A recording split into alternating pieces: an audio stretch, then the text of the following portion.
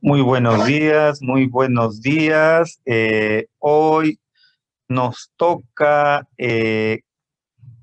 conocer unas lecturas pequeñas. Vamos a comenzar con Benito Juárez y los liberales. Hacen una especie de colofón de cierre, retomando cómo llegó al poder en aquella época, después de que Comonfort renuncia, y cómo Benito Juárez logra ser el presidente de la República, puesto que era el presidente de la Suprema Corte de Justicia, ¿sí?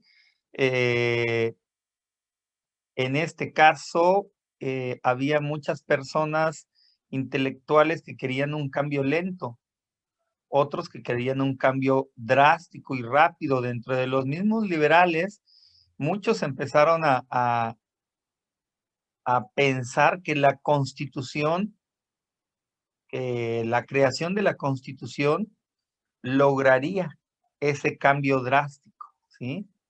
¿Y quién lo viene a promover? Un, una persona que nació en San Pablo Guelatao, en la Sierra de Oaxaca, ¿sí? Estudió en el Seminario Católico y el Instituto de Ciencias y Artes de Oaxaca, ¿sí? Fue diputado, fue gobernador, fue presidente de la Suprema Corte de Justicia y presidente de nuestro país a partir de 1858. 14 años después es que cae enfermo y muere. Y logra dejar eh, como vimos en la clase pasada, a su compañero de fórmula liberal, civil, Sebastián Lerdo de Tejada, ¿sí? ¿Qué fue lo más importante? Fueron 14 años, pero no fueron 14 años de paz.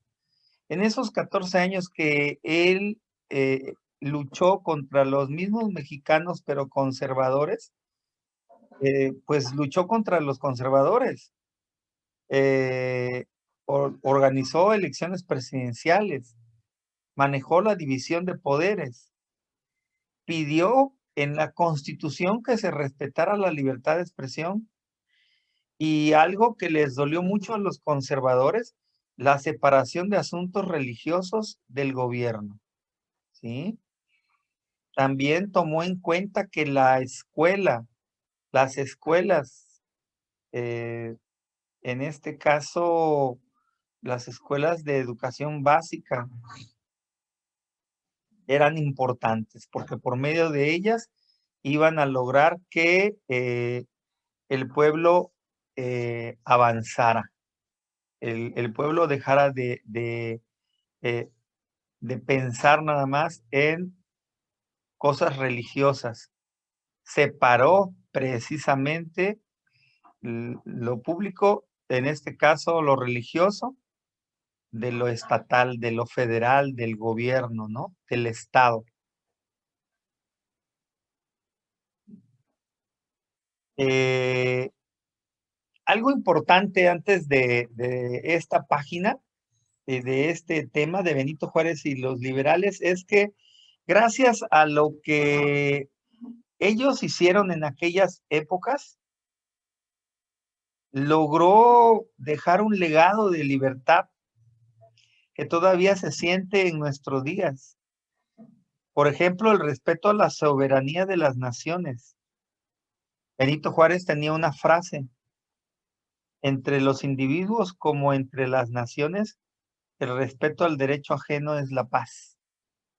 Imagínense, el respeto al derecho ajeno es la paz. Analicemos esa frase. Bueno, más adelante vamos a ver también un video sobre los aspectos de la cultura en México.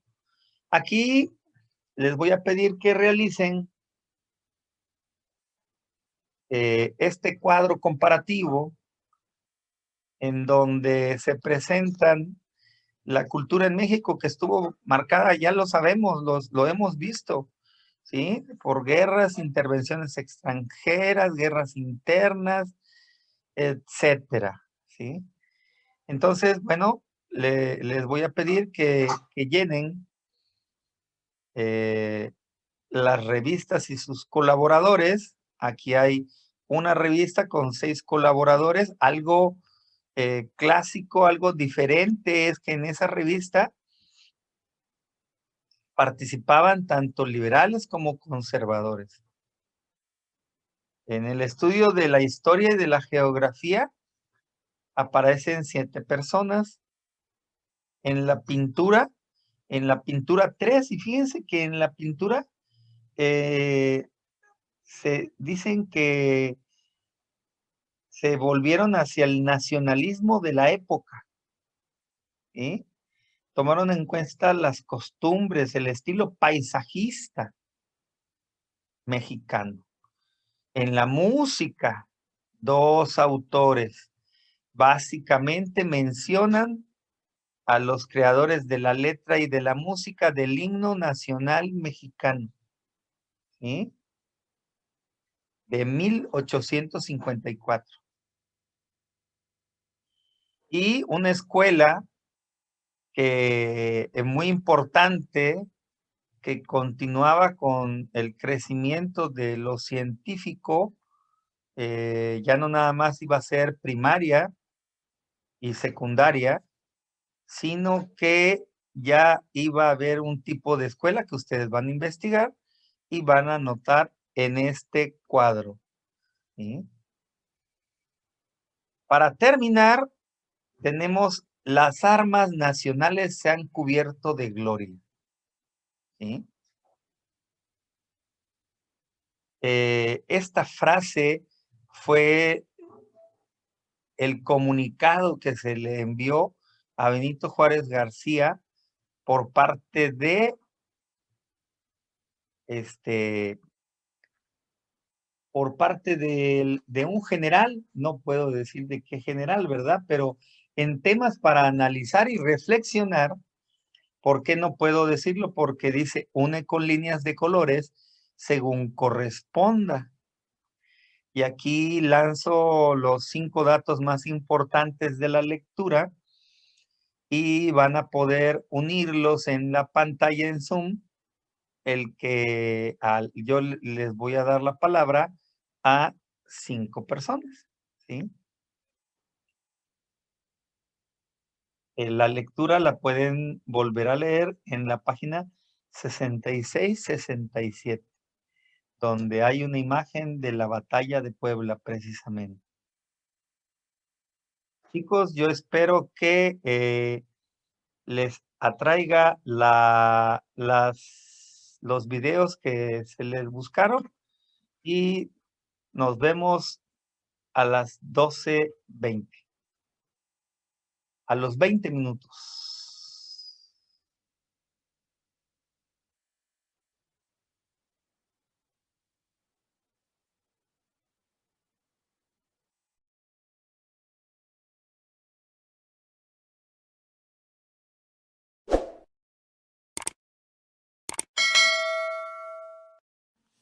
Benito Juárez y los liberales.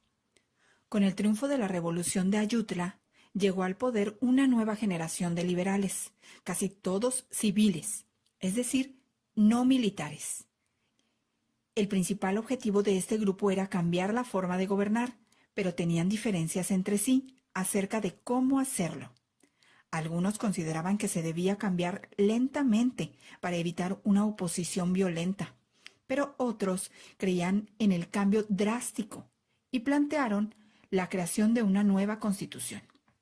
Esta última postura fue la que dominó entre el grupo liberal desde el triunfo de la Revolución de Ayutla. Entre los liberales destacados se encontraba Benito Juárez, un indígena zapoteca nacido en San Pablo Guelatao, en la Sierra de Oaxaca. Estudió en un seminario católico en el Instituto de Ciencias y Artes de Oaxaca. Fue diputado y gobernador de su estado natal, y además ocupó el cargo de presidente de la Suprema Corte de Justicia. Benito Juárez ocupó la presidencia de la República en 1858 y durante los siguientes 14 años fue el principal líder nacional. Su empeño por impulsar las reformas liberales y por defender a toda costa la soberanía de la nación lo convirtió en una de las figuras más importantes en la historia de México. Los liberales participaron en la elaboración de leyes, la administración pública, las guerras contra los conservadores, el periodismo y la vida cultural de la época. Algunas de las medidas adoptadas por los liberales ayudaron a desarrollar la democracia en el país. Sus propuestas originaron transformaciones políticas y sociales, como la organización de elecciones presidenciales y gubernamentales, la división de poderes, el respeto por la libertad de expresión, la separación de los asuntos religiosos de las decisiones de gobierno y la creación de instituciones educativas. El legado de los liberales sigue vigente en nuestros días. Por ejemplo, el respeto a la soberanía de las naciones se sintetiza en la frase de Benito Juárez: entre los individuos, como entre las naciones, el respeto al derecho ajeno es la paz. Aspectos de la cultura en México. La cultura mexicana quedó marcada por décadas de guerras civiles e intervenciones extranjeras. La defensa de la libertad y la soberanía despertaron el sentimiento nacionalista de la población, el cual se manifestó en la literatura, la pintura y la música. Así, en esos años, la cultura buscó resaltar la historia, las tradiciones, los paisajes y las costumbres que mostraran lo mexicano. En esta época surgieron los primeros libros escolares de historia nacional. También se editaron publicaciones como la revista Renacimiento, fundada por Ignacio Manuel Altamirano, que entre sus colaboradores tuvo tanto conservadores como liberales. Guillermo Prieto, Manuel Paino, Vicente Riva Palacio, José María Roa Bárcena y José Tomás de Cuéllar. Varios intelectuales se ocuparon de estudiar la historia y la geografía de México, entre ellos Manuel Orozco Iberra, Guillermo Prieto, Vicente Riva Palacio, Justo Sierra, Luis González Obregón, Joaquín García y Casbalceta y José María Iglesias. En las letras, el nacionalismo originó la aparición de novelas históricas y narraciones costumbristas, llamadas así porque describían las costumbres, particularidades y formas de vida del país. El costumbrismo se manifestó también en la pintura.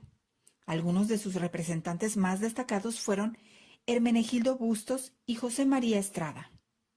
En el estilo paisajista sobresalió el pintor José María Velasco. En 1854, Francisco González Bocanegra compuso el Himno Nacional Mexicano, con la música de Jaime Nuno.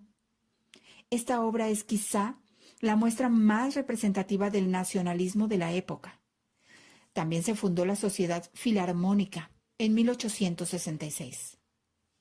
Con la restauración de la República, el gobierno trató de integrar por medio de la cultura y la educación a la población mexicana, que estaba dividida por las guerras.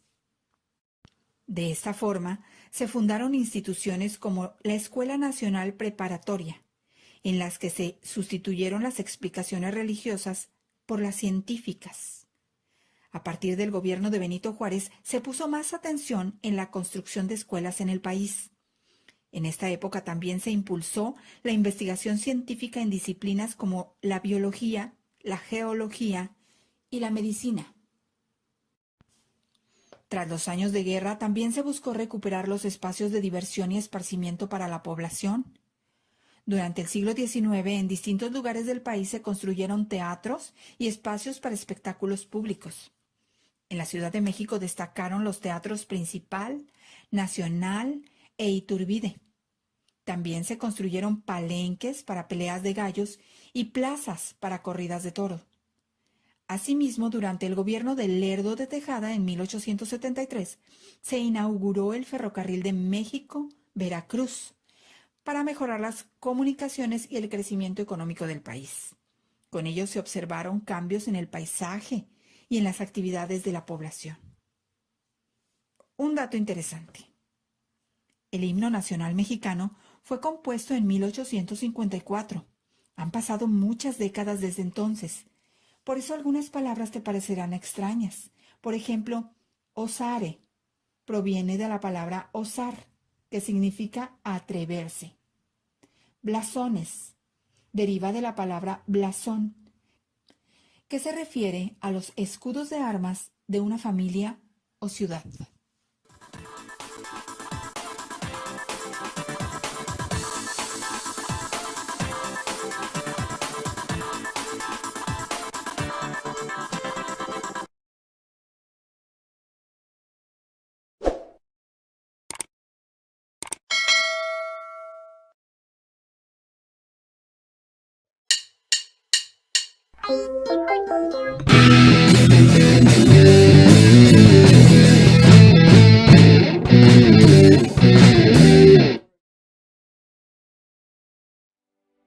Esta es la asombrosa historia del 5 de mayo de 1862, donde el presidente de México, Benito Juárez, hizo enojar a 3 poderosos países. Señor presidente, tenemos visitas importantes. Ahora no, Ignacio. Estoy ocupado. Diles que esperen. No sé si puedan esperar. Verá, se trata de España, Francia e Inglaterra. ¿Y esos qué quieren? Preguntan que si va a seguir pagando la deuda externa. Diles que no, que muchas gracias. Pero ahorita no, joven.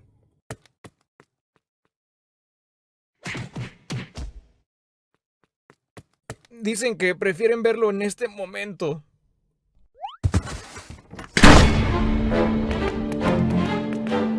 Ahora sí, Encue. Paga la deuda que tienes con nosotros. ¡Hostia! Ay, qué cosa. Pues sí, con razón no nos han pagado. Esta ni siquiera es una ventana de verdad. ¿En qué les puedo ayudar, compañeros? ¡No te hagas tonto! ¡Nos debes mucho dinero! Caballeros, qué considerados de su parte venir hasta acá, pero ahorita nuestro país está en quiebra y no podemos pagarles. Hemos decidido pausar la deuda externa. Sí les pagaremos. No hoy y tal vez no mañana, pero sí en algún futuro. Aunque logremos quitarle el dinero por la fuerza, no creo que alcancemos a cobrar ni la mitad que nos debes. Así que mejor esperaremos. Tío, tómate tu tiempo que no hay prisa, ¿vale? Ya comiste. Pobre chaval. Oye, la salida está por allá. Tal vez sea un país tercermundista, pero es el lugar perfecto para crear la nueva Francia y estar cerca del dominio total del mundo. Francia volverá. Sí, claro, cuando gustes. Para invadir. ¡Ay, nanita! Señor presidente, ya hemos reunido la defensa para el inminente ataque. ¿Este es todo nuestro ejército? No, de hecho, nuestro ejército es la mitad de todo este grupo. La otra mitad son gente de pueblo e indígenas. Por cierto, ahí está su tío. Quiere que usted le devuelva las ovejas que perdió de cuando era niño. Esos mexicanos se metieron con el país equivocado. Francia no tolerará esa falta de respeto. Ellos no saben de nuestra superioridad. Creen ser más listos que nosotros. Creen ser más fuertes que nosotros. ¿Cuánto que no le echas de esta mega salsa a tus papitas de chile? ¿Cuánto que sí? Más guapos que nosotros. ¡Guacha, güey! ¡Ya me está saliendo barba! Lamentarán el día en que se hagan enojar a Francia. Lo pagarán con sus tierras, con su sangre. Francia crecerá y ganará. Caballeros, debemos impedir que Francia llegue a la Ciudad de México, así que esperaremos a los invasores a las afueras de la ciudad de Puebla. Es hora de defender nuestra amada nación. ¿Quién está conmigo? Si ganan, tendrán todas las crepas y papas francesas que puedan comer. ¡Sí! El secreto está en no poner mucha mantequilla y estar revisando la flor.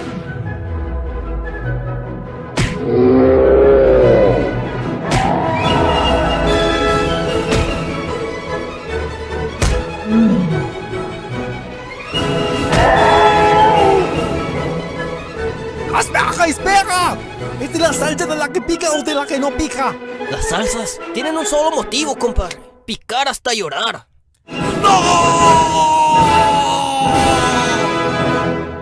Señor presidente, las armas nacionales se han cubierto de gloria. ¿Qué? Que ganamos, señor presidente. México ganó. ¿De verdad? ¿Cómo fue posible eso? Si ellos tenían más hombres que nosotros. Y con un verdadero entrenamiento militar. No sé cómo es que seguimos vivos. Hoy 5 de mayo, todo México recordará la gloriosa victoria de México sobre los franceses. Escribirán en los libros de historia la aclamada batalla de Puebla. ¡Hay que celebrarlo! Y todos fueron felices para siempre. No es cierto, un año después Francia regresó con más hombres y perdimos.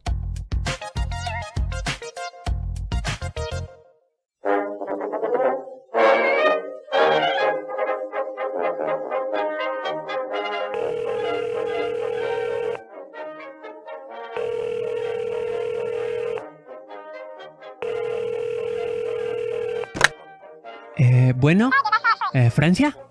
Sí, hola, ¿cómo están? Ah, sí, qué bueno, qué bueno. Oye, pídenos disculpas. Pues a nosotros, los mexicanos, discúlpate. No te hagas, el 5 de mayo, ¿no le suena? Ay, sí, cómo no, ya discúlpate. No seas gacho, no seas gacho.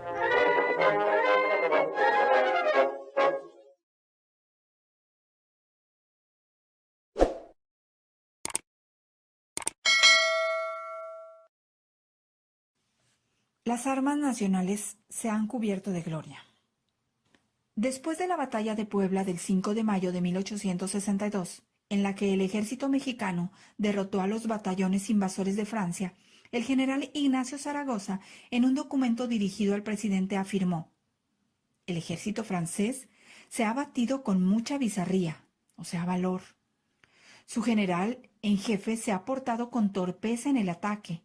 Las armas nacionales se han cubierto de gloria. Cada bando opinó acerca de lo acontecido, según sus intereses políticos. Los periódicos de la época, escenario para las ideas y la caricatura. La libertad de expresión es un valor muy importante y actualmente se considera un derecho fundamental.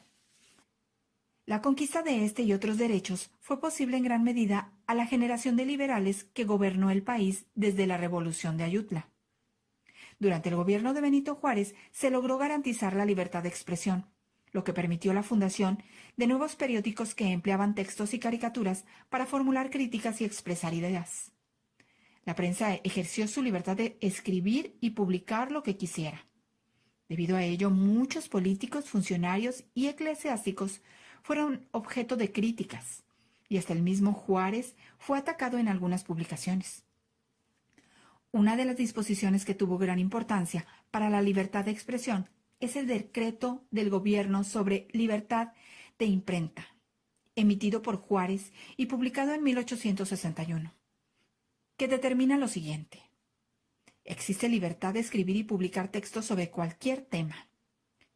Solo se castigará a quien ataque la moral, los derechos de terceros, provoque algún crimen o delito o perturbe el orden público.